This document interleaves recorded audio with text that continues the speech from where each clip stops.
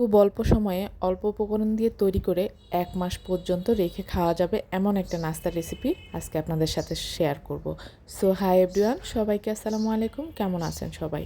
আশা করছি যে যেখান থেকে বসে আজকের আমার এই ভিডিওটি দেখছেন সবাই অনেক ভালো আছেন। আলহামদুলিল্লাহ আমি অনেক ভালো আছি। তাহলে চলুন ভিডিওর মূল পর্বে ফিরে যাই।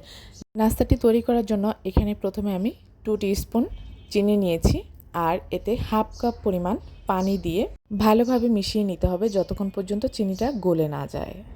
আমার চিনি গোলানো হয়ে গিয়েছে। এখন আমি একটা মিক্সিং বলে 1 কাপ পরিমাণ আটা নিয়ে নিচ্ছি। আপনারা চাইলে এখানে ময়দাও ব্যবহার করতে পারেন। এখন আমি এতে দিচ্ছি 2 টেবিল চামচ পরিমাণ সয়াবিন তেল, অ্যাড করে দিচ্ছি স্বাদ মতো লবণ, করে দিচ্ছি হাফ চা চামচ পরিমাণ কালো জিরা। এখন আমি এটাকে ভালোভাবে মিশিয়ে নিব। আজকের এই নাস্তাটি তৈরি করে আপনারা চাইলে 1 মাস পর্যন্ত সংরক্ষণ করে খেতে পারবেন। যাদের বাসায় ছোট বাচ্চা রয়েছে তারা খুবই পছন্দ করবে এবং খুবই মজা করে খাবে। এখন আমি এতে অ্যাড করে দিচ্ছি আগে থেকে তৈরি করে রাখা চিনির পানি এবং ভালোভাবে মিশিয়ে আমি একটা ডো তৈরি করে নিব। ডোটা রেডি হয়ে গিয়েছে। এখন আমি এর মধ্যে উপরে হালকাভাবে একটু সয়াবিন তেল দিয়ে 15 মিনিটের জন্য ঢাকনা দিয়ে ঢেকে একটা সাইডে রেখে দিব। 15 মিনিট পরে আমি এটাকে 4 ভাগে ভাগ করে নিব এবং 4টা রুটি করে নিব। তো ভিউয়ার্স, আজকের আমার এই রেসিপিটি যদি আপনাদের ভালো লাগে, যারা ফেসবুক পেজ থেকে দেখছেন প্লিজ আমার পেজটিতে লাইক ও ফলো দিয়ে কমেন্টস করে জানিয়ে দেবেন কেমন হয়েছে।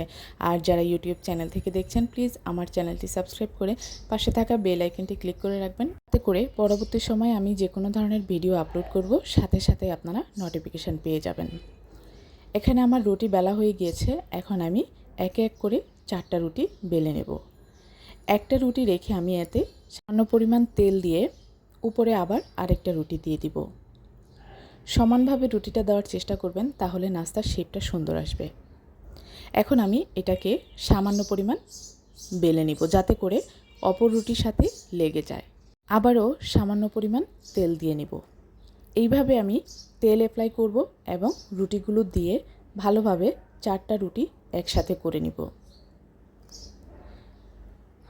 তবে একটু খেয়াল রাখবেন যাতে করে 4টা রুটি এক সমান হয়। ভালোভাবে এটাকে বেলে রুটির সাথে লাগিয়ে নিতে হবে। ভিউয়ার্স, আজকের আমার এই ভিডিওটি কে কোথা থেকে দেখছেন দয়া করে কমেন্টস করে জানাতে ভুলবেন না। আপনাদের একটা কমেন্টস আমার ভিডিও তৈরি করার স্পৃহাটাকে আরও 1 গুণ বাড়িয়ে তুলবে। আর সবগুলো রুটি একসাথে করে নেওয়া হয়ে গেছে। এখন আমি এখানে পিঁড়ি সমান করে রুটিটাকে বেলে নিব। এখন আমি একটা ছুরির সাহায্যে এটাকে কেটে নিব। আপনারা দেখতেই পাচ্ছেন আমি কিভাবে রুটিটাকে কাট করে নিচ্ছি। খুবই সুন্দর একটা শেপ আসবে আজকের এই নাস্তাটাতে। আমি আশা করছি আপনাদের কাছে অনেক ভালো লাগবে এবং এই নাস্তাটা আপনি বাচ্চাদের হাতে ধরিয়ে দিলে ওরা খুব মজা করে খাবে। তাছাড়াও বিভিন্ন শেপের বিভিন্ন নাস্তা বাচ্চাদের হাতে ধরিয়ে দিলে ওরা কিন্তু খুব পছন্দ করে খায়। আমি কিভাবে নাস্তাটাকে শেপ দিয়েছি আপনারা দেখতেই পেয়েছেন। এইভাবে আমি সবগুলো নাস্তা একসাথে করে তৈরি করে নেব।